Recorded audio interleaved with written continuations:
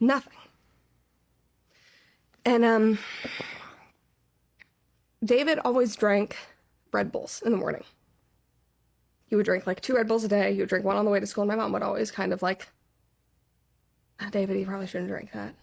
And he would be like, Mom, everybody's drinking them. But she just said there was like a gut feeling of, I don't think this is good for you. And she asked the doctor at the time, like, do you think this is like his caffeine intake? Like what, like we have no answers.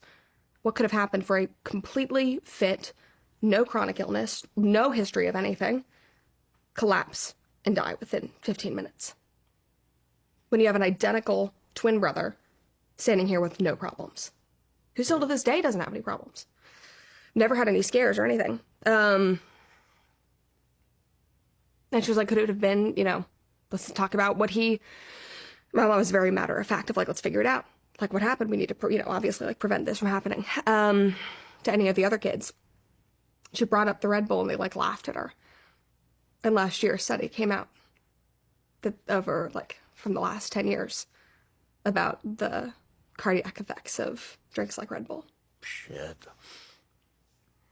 And so that's just like one thing. But again, they threw around something called long QT, which is a rhythmic condition, which I go in for like EKGs and testing. We all do. Like, I don't know if Chase still does, but every 5 years or so we'd go in and I'd get routine testing, and they noticed something a few years ago. So I came back up to Vanderbilt. We did all of that, but it was nothing worth really addressing. But I monitor my caffeine intake for that reason. I look for like defibrillators in rooms at gyms and that kind of stuff. But nothing serious. But that long QT, that was just kind of a shot in the dark of like, maybe it was that. And that can be just spurred by environmental things. So yeah, that's completely out of the blue. What did the Valentine say? I think it was just Happy Valentine's Day. Like, love, Brett. To David with a little heart. It was a lollipop. It was one of those ones you get at the store where you have the little note that like sticks up on it. I still have it. You still have it? Oh yeah. I had a little book that I made him after the fact. My mom was, again, she's so intentional about everything. And she faces it head on. Which I think when you were in the fog of grief, I look back and I'm like, I don't know how you did this. But if she knew, even at that time, that like my experience was going to be so different than everybody else's.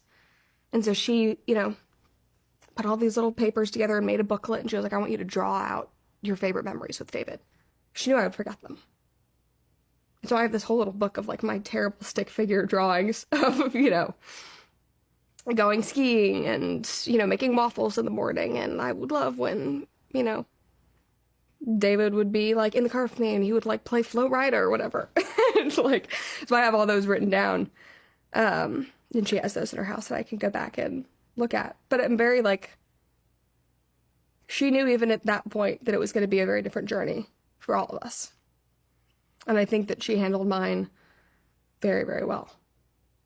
And she ended up running a grief organization for many years called Compassionate Friends, which if anybody out there has experienced the death of a child or sibling, is an incredible organization that is just about the death of a child.